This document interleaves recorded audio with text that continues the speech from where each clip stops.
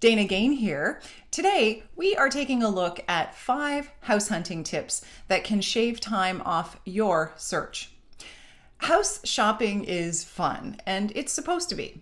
Clicking through photos of beautiful properties and imagining yourself living in those gorgeous homes is so fun it can sometimes evolve into an actual hobby. Before looking at the houses in person, however, it may be a good idea to sit down and think through your wish list first.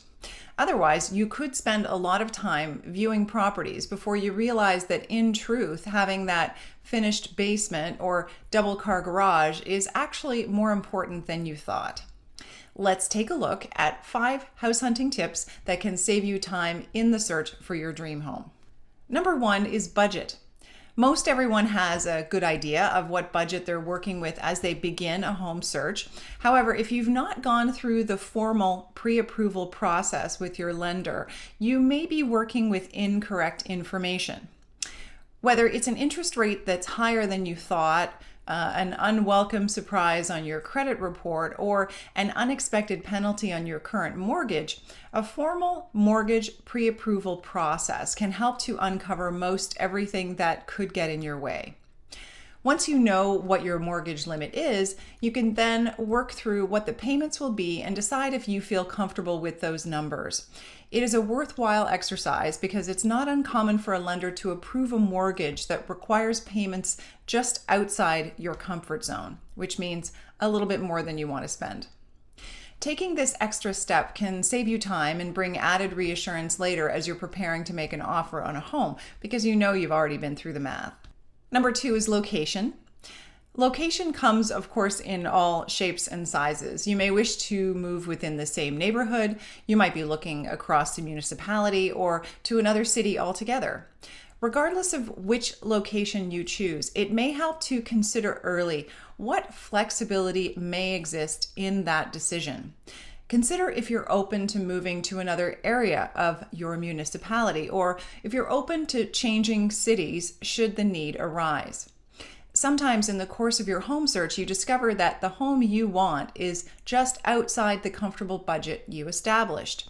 For this reason, it can be a good idea early in the process to give some thought to how flexible you can be in terms of location before the house hunt begins. Allowing some variability in your location preference can also open up additional options that could permit you to have more of the house that you want without having to increase your budget. Number 3 is home style.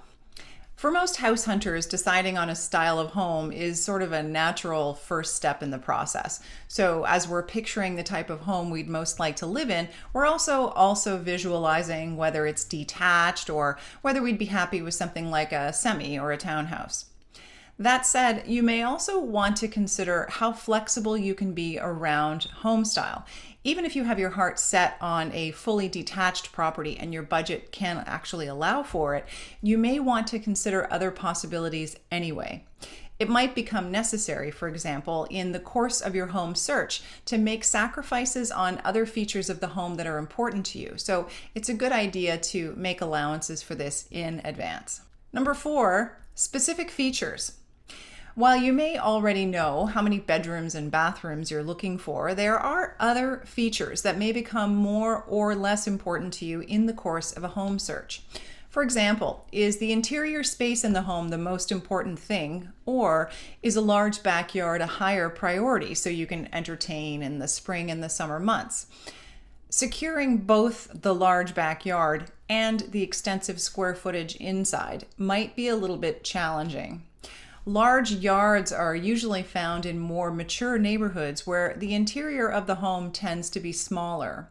On the other hand, more expansive interiors are usually found in newer homes, but often at the expense of the larger yard. So deciding early which of these is your priority can save you time as you attempt to search for a unicorn that may not exist. Another feature to consider is whether the basement is finished or unfinished. The finished basement tends to lift the price of a home, but if you're a handy sort and you can finish your own basement, then maybe this doesn't have to be top priority and you can save some upfront costs on the property. Another question is, how much parking will you need? If the home has a single car garage and parking for just one more on the driveway, can you live with tandem parking? If you have 2 cars in your household, this may mean perpetually having to move one car to allow another to exit the driveway. Do you want to deal with that, or does it matter? Thinking through these and other specific features of the home before you start to visit properties can save you time driving around looking at homes that probably won't suit your lifestyle. Consider taking just a few minutes to mentally run down the list of things you are in your current home that you want to see in the new property. The more you can narrow down your wish list and understand where your priorities are, the quicker you can get to the finish line. Number 5, deal breakers. Knowing what is a must-have for you versus the nice-to-have will be pretty important in your home search. Your must-haves, or the deal breakers, are those things on your wish list that you just can't live without. For example, if you have a family of 5 and you need a 4-bedroom home, clearly the 3-bedroom will not work for your lifestyle.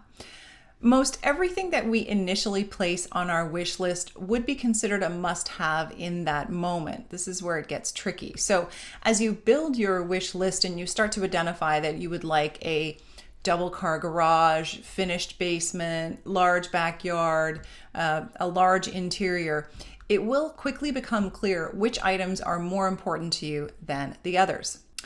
Try to include everything on this list that you can imagine for your new home. Then just break the list down into 2 categories, your must-haves and the nice-to-haves. Doing this before you start to visit properties will allow you to stay focused on what you decided was important to you. Once we start visiting the shiny new houses, it is natural to become excited about a home we've seen. Keeping this list handy as you go through the process will help you stay clear about what's important to you and your family. Remember, your realtor has been down this road many times, and they can help you sort through what's most important as you search for the perfect home. My name is Dana Gain, and I'm here for all your real estate needs. If you enjoyed this video, please remember to give it a thumbs up, subscribe to my YouTube channel, and share it with your friends. If you have any questions about buying or selling a home, send your email to info@danagain.com. Thanks for stopping by. See you next time. Hey everyone, it's Dana. I'm so glad you stopped by. If you're enjoying my video series, you can subscribe to my YouTube channel right here for brand new videos every single week. My goal with this video series is really to help all my clients, that's you, feel secure, feel confident in your real estate decisions. Thanks for watching. See you next time.